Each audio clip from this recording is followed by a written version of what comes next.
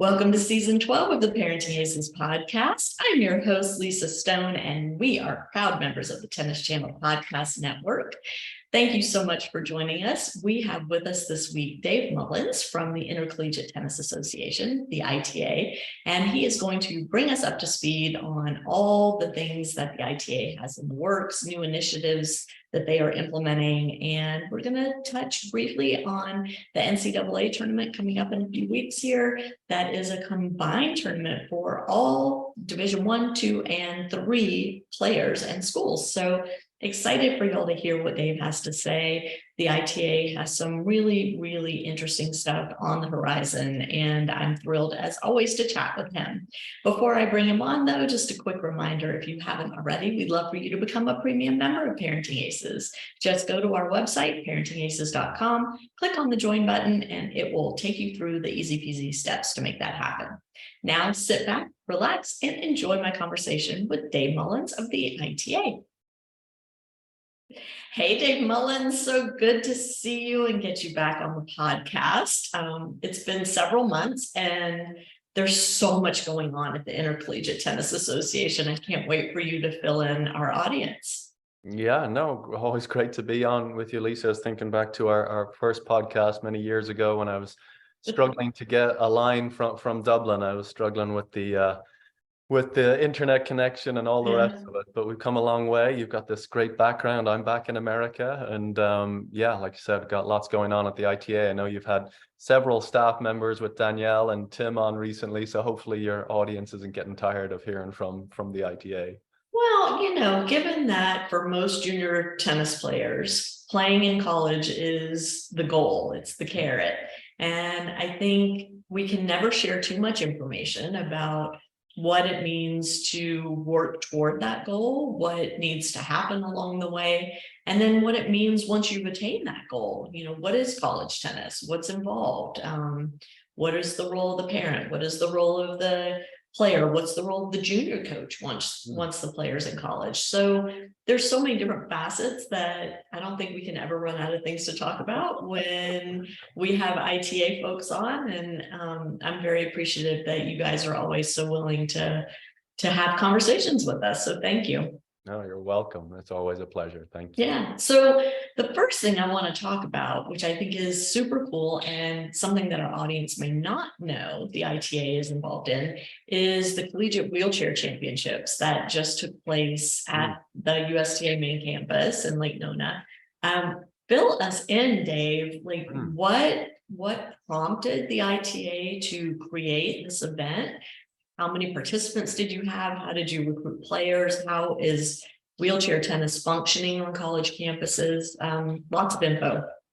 Well, firstly, I need to be clear. We didn't run the event. The USTA ran the event. They've been running it for several years out in Lake Nona. This is our first year having any interaction really with it whatsoever. I was out there for a few days. One of our marketing team, Zach Pullman, was out there covering the action, and really both of us and all our staff trying to learn more about this space. Jason Harnett at the USTA is somebody you should definitely have on your show. He is an amazing individual that has really dedicated his professional career to advancing wheelchair tennis, and what he's done at the USTA, you know, it's really his vision that's coming to light, and he'll take no credit for it. But we met with Jason about a year ago and started having conversations with how the ITA can help with collegiate wheelchair. At that time, the USOPC, the NCAA were starting to become more interested in this space. Tennis has really separated itself. Basketball do a great job. Para track and field is obviously another space that they're interested in maybe one day becoming a true NCAA sport, an emerging sport within where these sports belong within an athletic department. They get the same resources that the regular able-bodied student athletes receive. They get academic advisors, they get athletic scholarships, they get cost of attendance stipends, they get to train in the same facilities as the able-bodied. Ultimately, that's where we all wanted to go. And what I love about Jason is that he's playing the long game. He's not looking for overnight success, and same with us here at the ITA. We're playing the long game, and having these conversations with the NCAA, having these conversations with the USOPC, and the type of structure that Jason has been able to implement at the grassroots level, he believes there's going to be a deluge of wheelchair players coming through in the next 2 to 4 years, looking for places to bring their talents and extend their tennis career, just like the able-bodied side. So we're committed to doing whatever we can to help with that process. And we're actually starting a wheelchair membership. So I think, Lisa, you know that we have 5 divisions of college tennis. We have a membership category for each division. We're changing our bylaws in a few weeks to now extend to a wheelchair collegiate division. And so, it's early days. We've much to learn, but we're going to implement or integrate wheelchair tennis, awards, coach education, tournaments, rankings, governance, everything that we do on the able-bodied side, we'll be doing for wheelchair tennis. So I'm super excited about the direction it's going. So how many participants did y'all have this year? Do you know? Yeah, so we had about 10 teams. Teams were anywhere from 2 to about 6 players. The way it's currently set up is that there's an affiliate. So you can be an affiliate of the university. Maybe you're the partner of a professor. Maybe you're a professor yourself. Maybe you work in the canteen. I don't know. So you're allowed to be an affiliate member, even if you're practicing with the team on a regular basis. You're showing up for practice. So right now the eligibility requirements are very loose, just to gain some momentum. So some of the players there are true student athletes taking full-time academic schedule, and others are affiliate members, and then you've others in between. And so yeah, they were playing a dual match, so it's a doubles followed by 2 singles. So 2 out of the 3 win the dual match, and then they had singles draws later in the day, just like we do on the able-bodied side. So it was so something that they've hovered the last few years between kind of 8 and 12 teams. Sometimes teams go away because if you don't have a true champion on the campus and a player graduates and a coach leaves or something like that, the team goes away, unfortunately. And so how do we create that momentum going forward and not put the brakes on it? It's easy for people to come in and say, okay, full-time students only, and then you lose that momentum. So we have to be very careful with the timing. When do we start introducing some eligibility components to it? What do the NCAA expect? They need to lead us a little bit over what timeline. So lots going on, lots to learn, but like I said, playing the long game here, Lisa. I love that. I love that. Well, given that when this airs, we will be into May, which means a wind down of the academic year, I really want to talk about the ITA Summer Circuit, what the plans are for this year, how people sign up, what the different pathways are through the summer circuit, et cetera. So lead us through that discussion. Sure. Yeah, we memberships are open right now. So if a player wants to purchase a membership for the summer, they can go on our website. There's various banners there and different places they can go. They'll find it easily, or just type in the search bar Summer Circuit and they'll find all the details they'll need. So they can buy their membership now. It's $35 for a membership, and then play as many tournaments as they want throughout the summer. They do have an entry fee aligned with each, so I don't want to say they pay $35 and then all the tournaments are free. We take a tiny percentage of most of the money goes to the coaches, and they're the ones that run the tournament, and they either use it to help with ongoing costs they have or help with assistant pay, etc.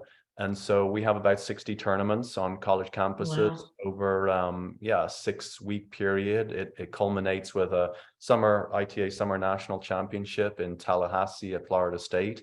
And so players pick up points. The top 5 receive a travel stipend to travel out to Florida State, and the winners of that event get wild cards into our ITA All-American Championships in the fall. So we have about it's about a 50-50 split. You have about 50% are participants are college players, and the other 50% are rising juniors, seniors that are getting ready to maybe play in college next year or in the next couple of years. So I think it's a healthy mix, a healthy balance of levels. It will be, categorized by WTN this year, so they'll have different draws. It depends on number of entries, but trying to keep players in a similar WTN range to make sure they get competitive matches and get what they need. So so they can check it out. wearecollegetennis.com, and they can find all the details there. And we'll have the links in the show notes on ParentingAces.com as well. Just to kind of dig in a little deeper, the ITA Summer Circuit, you said it's open to high school players, college players. Is there an automatic acceptance if you sign up for the event, or are the draws limited, or does that vary tournament to tournament? It varies tournament to tournament. So the players, parents, whoever's signing up, they definitely need to go in and look at the different criteria for each tournament. But my experience is, Lisa, that most of the time, most of the players get in, a very high percentage. Every so often it doesn't work out, court limitations, number of days, etc. But for the most part, if you're entered and you're committed to playing the sport, if you're playing the summer circuit tournaments, you're a serious tennis player. Right. And so I think you'll find opportunities there as needed. And just to clarify, most of the events have both singles and doubles. Most of them have a consolation bracket. Again, it depends on court availability and timing and all of that. But it's an incredible opportunity for junior players to test their mettle against existing college players and to understand what it looks like to be on the court with a collegiate player. I mean, that was when my son did it, which was, however many years ago now, but I thought it was such an eye-opening experience for him to realize that certain aspects of his game were absolutely on track and ready for him to play in college. And then there were other aspects that still needed a little bit of work to get him over that hump and ready to get recruited and be competitive in college. For sure. Yeah, there's so many benefits. And then being on a college campus as well, being on those courts, maybe you've gone to watch some of those matches and now you're getting to play on the courts and getting to speak with other college players, even just about their experience. Maybe you play somebody and you hit it off and, hey, tell me about your process. How did you end up at this college? And what advice would you have for me? And, getting to interact with the coaches there that are running the tournament. And it's, I used to be a college coach, as you know, at the University of Oklahoma, and I ran these every summer, and I love them. I absolutely got to know all these players from other schools, from other parts of the countries, and just hearing about their stories. You'd have some guys who, three of them sleeping in a car, driving around from one to the other, and then everything in between. We'd have some players come in that we were recruiting, so we get a chance to watch them right in front of us, and get them to interact with some of our players. And then an opportunity for our players who are either local or there for summer school, getting them to participate. So they're great events. They've been going on, I don't know, Lisa, for 30 years. It's evolved, it continues to evolve, and hopefully continue to get better. Right. It's one of my favorite offerings of the ITA. I have to be honest with you, because I feel like for junior players, there's no better way to see where you stand and to understand, like I said, the work that still needs to be done between the current day and the day you matriculate onto a college campus. And like you were saying, Dave, and I tell kids and parents this all the time: if you're going to be at these events, use it as a networking opportunity. Talk to players from different schools, ask the hard questions, because you'll get more candid information from the players than you might get from the coaches. The players are a little freer with their opinions and their willingness to share some of the nitty-gritty of what it means to be a student athlete on their particular campus. Yeah, and they're going through it right now. I mean, they're closest to that experience. I mean, even people ask me advice, I'm reluctant to provide advice sometimes because I'm so far removed from that process now, and it's changed. I mean, Mhm. again, coming from Ireland in 1998 with no internet to what it is now, it's the process has evolved dramatically. I just went through it with my eldest son on the soccer side, so Mhm. it's I guess I'm refamiliarized myself with that process, but yeah, any chance you get to just soak up and learn from others, whether it's on the court, off the court, take advantage of it. Yeah, absolutely. All right, shifting gears a little bit because, the big news of the year with collegiate tennis in terms of American players is the affiliateship partnership. I don't know what the terminology is, but with USTA and World Tennis Number, and kind of severing ties a little bit with Universal Tennis, moving away from UTR into WTN. Can you kind of bring us up to speed on how that's working so far and what may be coming down the pike for junior players that they need to be aware of? Yeah. So we have it's a shared initiatives agreement with the USTA is what Okay. it's called. So there's several buckets that we're working together on and making sure we're not duplicating efforts, because USTA also have a collegiate department. They also have a collegiate pathway committee that I've sat on in the past, and volunteers trying to provide advice and feedback and brainstorming ideas on different things that we can do.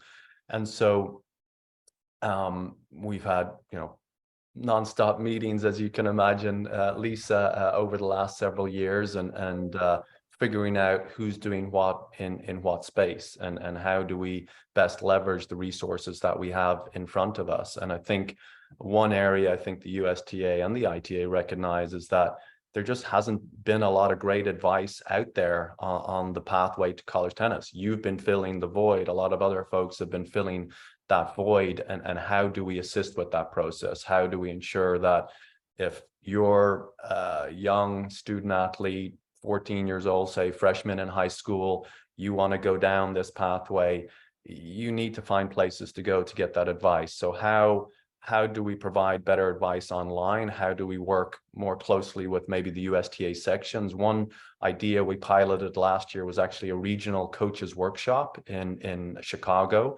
So I think, Lisa, we do an annual coaches convention, which is coming up in a few weeks' time in Lake Nona during the NCAA Championships. But we're trying to figure out what is the future of conventions. I understood in 1988, if you wanted to learn from Nick Bollettieri, you had to fly to Florida and go to some convention he was presenting at. But in 2023, in this virtual world, is that necessary? It's very expensive. It's expensive for us to run. It's expensive for our coaches to be there.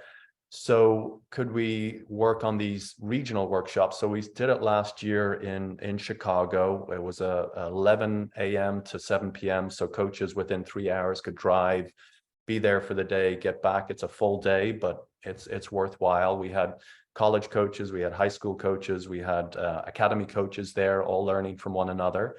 And we got some feedback from them. What would make this more worthwhile? And they all said, well, maybe a showcase where we can come and recruit. Maybe it's the day before, maybe it's half day of a showcase, half day of coach education. And so this is something we really want to start trying to pilot here over the next year. Maybe it happens a day before a sectional close tournament. And so the coaches come in on a Friday, full day of coach education. They stay overnight, and Saturday, Sunday, Monday, etc., they're recruiting at this event. And so I definitely encourage parents, players to be on the lookout for those opportunities. Maybe the coach education piece also helps get more coaches there, and they feel like there's more value. They can either use their coach education development fund or their recruiting fund to get them there. So this is an area where I think us at the ITA and our bandwidth is so limited. I mean, there's so many things we could be doing, should be doing. We're starting a student athlete council in next year. I mean, everybody has ideas. It's what can we actually do? But usually we have to give something up. So maybe are we giving up the convention to focus on those regional workshops? Maybe, and no decision's been made yet. But those are things that a combination of virtual opportunities, and in person. And I think the USTA and the USTA sections are all on board with college tennis. I think, Lisa, for many years, there wasn't a huge amount of interest. The fact that we're getting interest now from the ITF, from the ATP, about our accelerator program, people are paying attention to college tennis like never before. And that's exciting for you and I, who are so passionate about the sport. The fact that all these other entities now are taking note and investing in college tennis it's exciting, and we've got to manage that momentum and make sure we take advantage of it. Sure. The thing I think is so cool about these regional coach workshops is the fact that you're integrating the junior coaches, because one of my big complaints for years has been that the junior coaches don't really understand anything beyond the top tier D1 programs. Right. They're really knowledgeable about those and how, what it takes to get there, but they're not as knowledgeable about the rest of Division 1, 2, 3 NAIA junior colleges. And there are some incredible playing opportunities. Oh, yeah. And the majority of junior tennis players aren't going to those top tier D1 schools. And so when families and coaches are complaining that, these teams are made up of, majority international players and there's no spots for our kids, there are plenty of college tennis opportunities for American kids. There are plenty of college tennis scholarships available if you broaden the scope, if you widen that funnel. And I believe that starts with the junior coaches getting educated and then in turn educating the families that they're coaching about these different opportunities. Yeah, for sure. Everyone in that pathway along that timeline needs to be better informed, and they've got to take responsibility for that as well. And there is lots of information out there, but how do we make sure we're pointing everybody in the right direction with the most up-to-date information, the most helpful information, and again, doing a better job of spreading that word. Yes, if we say there's 5,000 student athletes in tennis graduating here in the next few weeks, that's 5,000 opportunities. For the sake of math, we'll say 2,500 on the men's side, 2,500 on the women's side. I think there's 200 or 300 players in the US that maybe play 10 tournaments or more per year. I don't know the exact number. So let's say there's another 2,000 positions there that need to be filled. A lot of those, there's international component to that. But there's so many great, I've been exposed now at the ITA. Again, my experience was at the top of Division 1, but I've been exposed to all these coaches, all these programs at every division, and they're fantastic. There's so many great opportunities out there. And like I said, I've just seen my son go through this process, and players on his soccer team, and every sport has the same mentality. Or the parents, the players, they only think of the top of Division 1, and then they leave it so late, and then they're out of opportunities, and now they're kicking themselves because they didn't take that D3 opportunity that now looks amazing, and they jump at it and they regret it. And so it's just keeping an open mind, we can keep preaching it, Lisa. I listen all the time, and I know you're constantly open your mind to these opportunities. And have these student athletes. That's something it was easy for me, I said, to guide my son, because he was very clear. We for many years were speaking about, what's your criteria? What are you looking for? He knew he wanted to be in an urban setting. We'd lived in Oklahoma for 8 years. He's like, I want to be in the city. He didn't care about the weather. He wanted a good business school. He wanted to go somewhere where he could make an impact on the team straight away. He wanted to go somewhere where he could get a good scholarship. Ideally, he wanted to be somewhere close to family if possible, and I mean extended family. And so he's ended up at DePaul in Chicago. He's on a great scholarship. He'll go in August.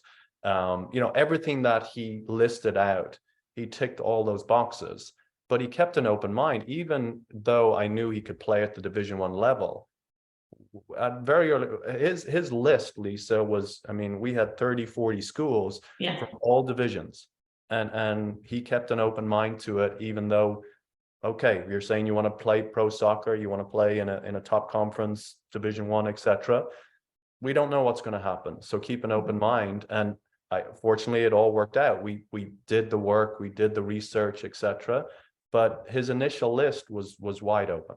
Yeah, I love that. I love that. And it's important, there are different experiences to be had at different schools. And, the top tier D1 experience isn't for every player. No. It isn't for every family. I mean, it is a very different experience to play at a Division I school that's competing for a national championship versus even playing for a Division I school that's not competing for a national championship and is real about that, understands the limitations of what they have to offer, versus playing at D2, D3. So I'm glad to hear that your son had a positive recruiting experience and that he seems to have found his right fit. I'll be curious to check in with you next year and see how that first year goes. But, I think when you put that effort in to define what it is you want, what you're looking for, and listen, a 14, 15-year-old, even an 18-year-old doesn't always know exactly what they want, but at least get the thought process going and entertain the various options and give yourself the best chance of finding the right fit by visiting a variety of schools, by interacting with a variety of coaches and players from those schools and understanding what the experience is like. Yeah. I actually spoke with a family, an Irish family here in Phoenix, Arizona, whose daughter is a junior, and she's dealt with a lot of injuries recently. And they, honestly, Lisa, they had no idea that all these opportunities existed. They had gone to some Arizona State matches and U of A matches and Stanford's coming in and Cal's coming in, and they quite genuinely thought these were the only opportunities to play college tennis. And when I sat down with them and showed them all the opportunities, say in the Southwest, in California, at the different divisions, explained kind of the different philosophies. Division III doesn't have athletic scholarships.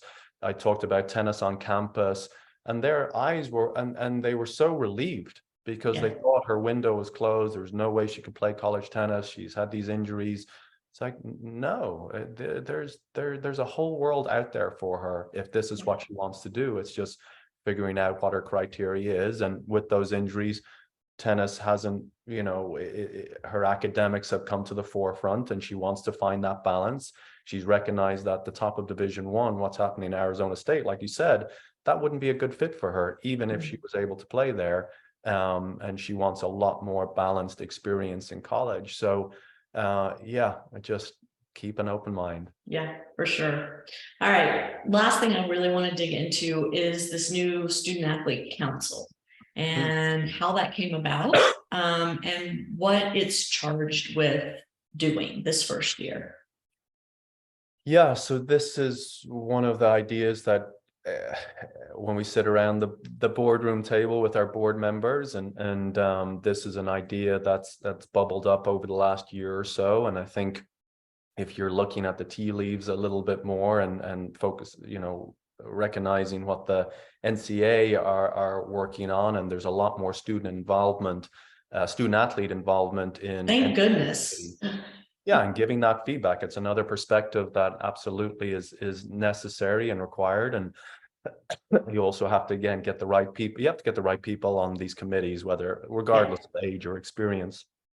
So this is something we felt like, okay, let's give this a go. Let's have, again, representation from each of the 5 divisions, actually 6 divisions, as we talked about wheelchair tennis. So we're going to have 10 student athletes. The application period will start in May. It's a 2-part process. So if they get through the first round, there's another application they need to go through and write a letter. I mean, we want those that are fully committed to being part of this process and really taking ownership of it. It's not that myself or Tim Russell or somebody else is coming up with the agenda and speaking over everybody. And it's, no, you guys work together. We have an executive committee We'll get on as you need us. We'll be on, on a semi-regular basis as required.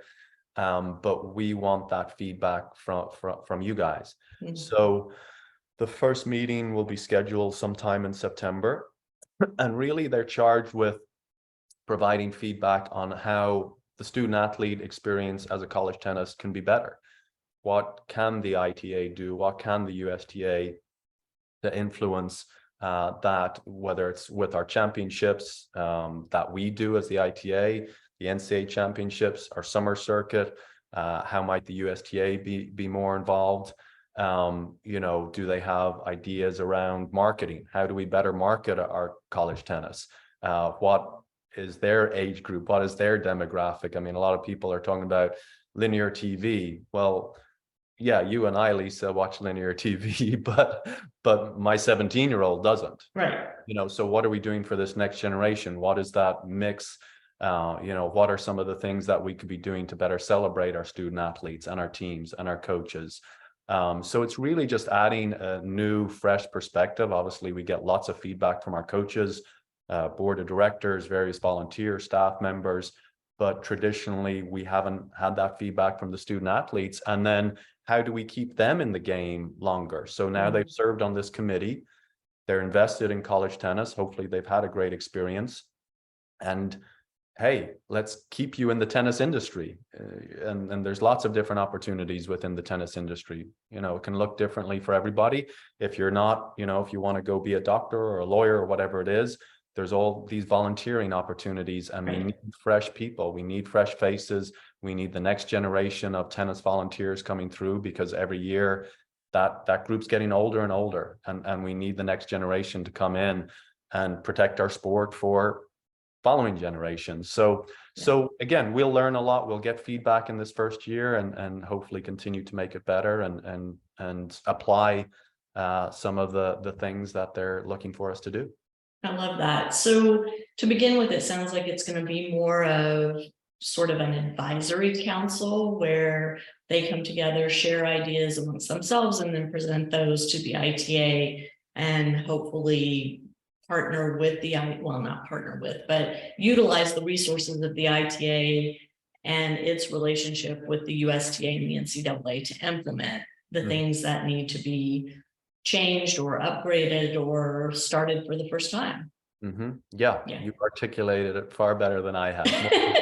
But I love this whole idea that then these committee members, these advisory group members are, after their college tennis years are finished, now they're the champions for the sport. They're the spokespeople out in their communities, in their respective industries. As you said, even if they choose a path that doesn't involve making a living from tennis, they're still championing, I can't even say the word, the sport, with among their peers in whatever industry they're in, but also hopefully getting involved by volunteering for local junior tournaments, local college matches, at their local high schools, and really talking up the college tennis experience and the value to be gained from playing college tennis in some way, shape, or form, whether that's varsity or tennis on campus, or simply, being a supporter of the team on your campus.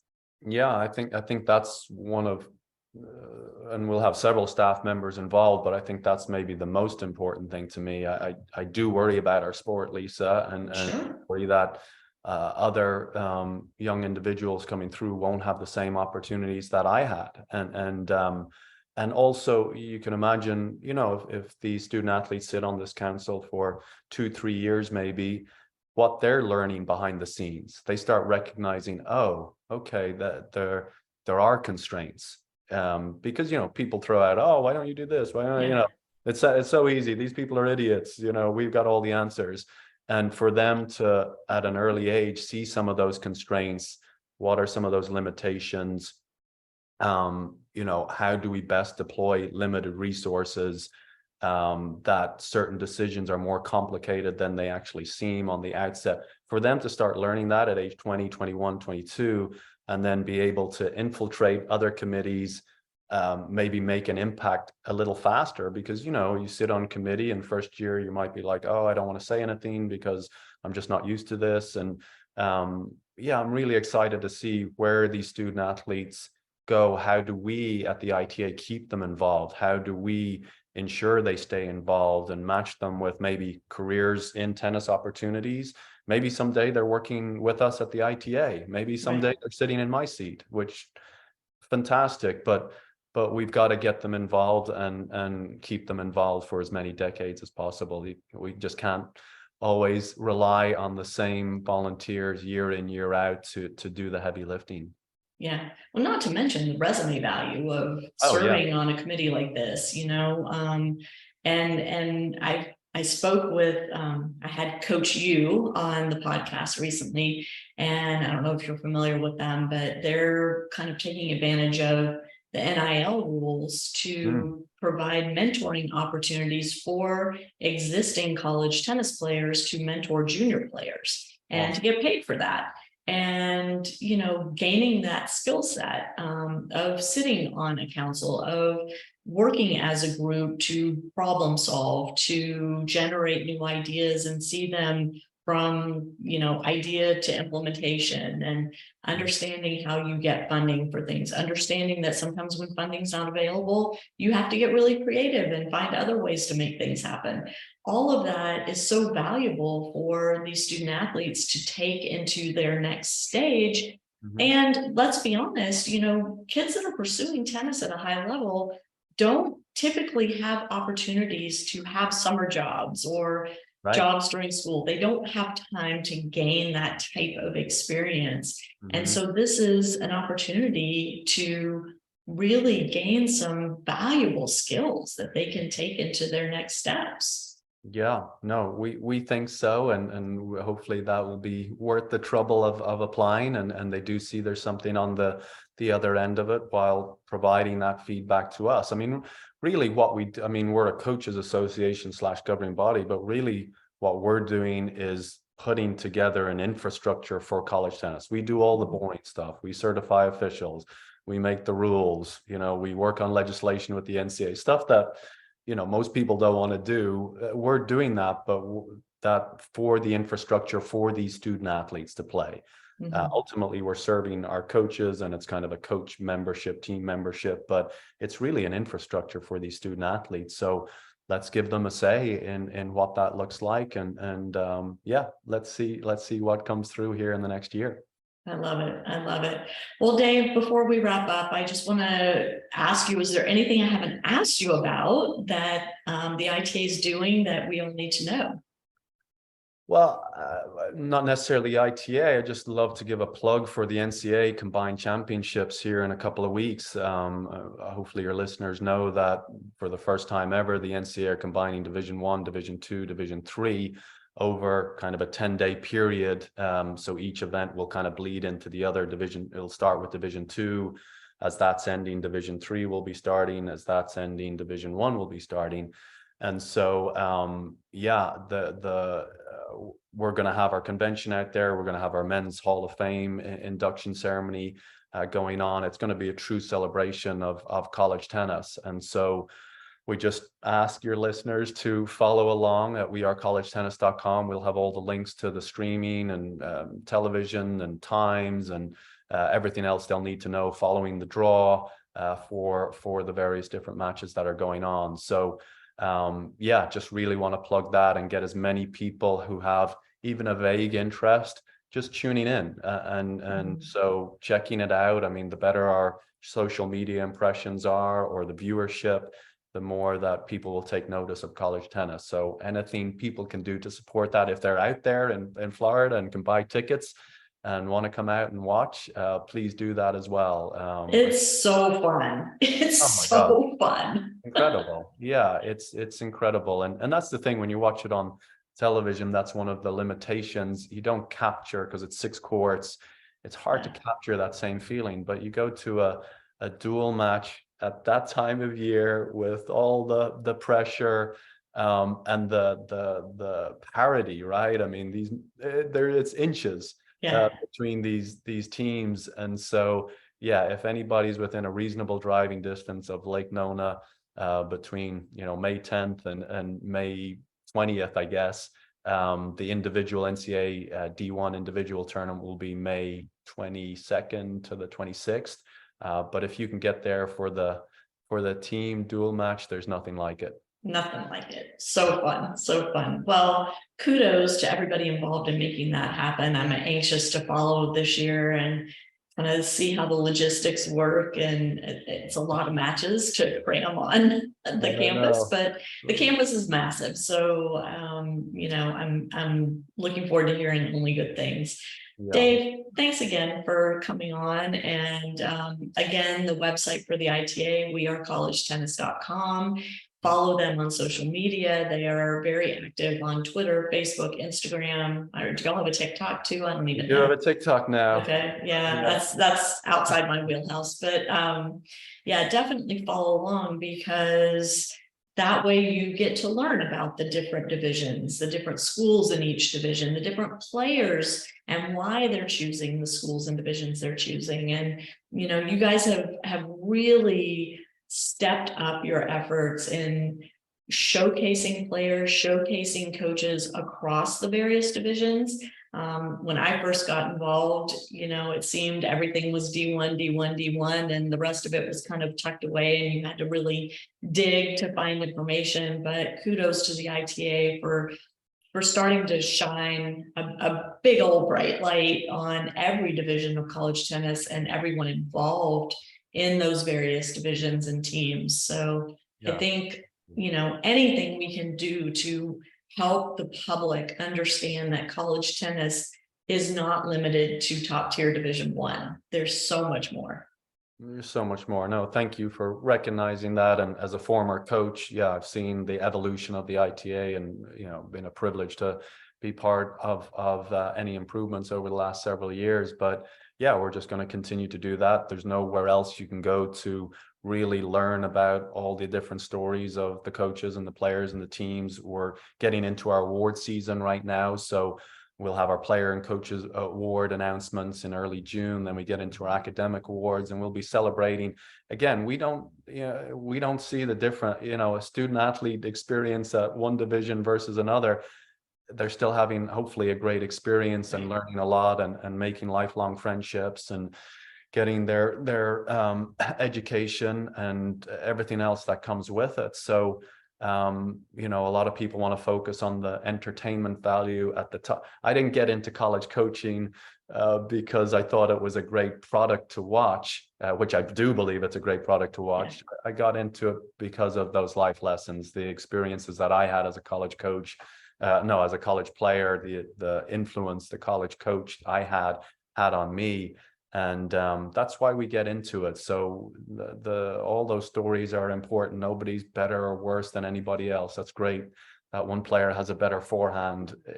Who cares? The character and integrity of that individual, and what are they trying to give back to society? And so there's just so much more to it. There's so many more layers to it. So any individuals looking to learn more, check out the rankings. Sometimes that's a good starting point for recruits. Okay, let me see the rankings and get familiar with some of these school names at the different divisions. And they might not recognize they have this juggernaut of a D2 program in their backyard that they didn't know about. And they go on, they see, oh my God, the school's ranked 3 in the country and have these amazing players. And so yeah, utilize our website. It's not perfect. There's a lot of information on there, but it's a million times better than it was 5 years ago. And we'll continue to refine and make it better, make it easier for people to find results, find rankings, and any other information that they need to help with this process. Love it. Love it. Well, Dave, it's always a pleasure to see you and to speak with you and to learn from you, and keep up the great work. And, we're here anytime there's information that needs to be shared with the Parenting Aces audience. You have an open invitation, you, Tim, Danielle, whoever wants to come on and talk. We love having you. So appreciate your time. Thank you, Lisa. This has been fun as always. Good. To my listeners, thank you so much for tuning in. We will catch you next time on Parenting Aces.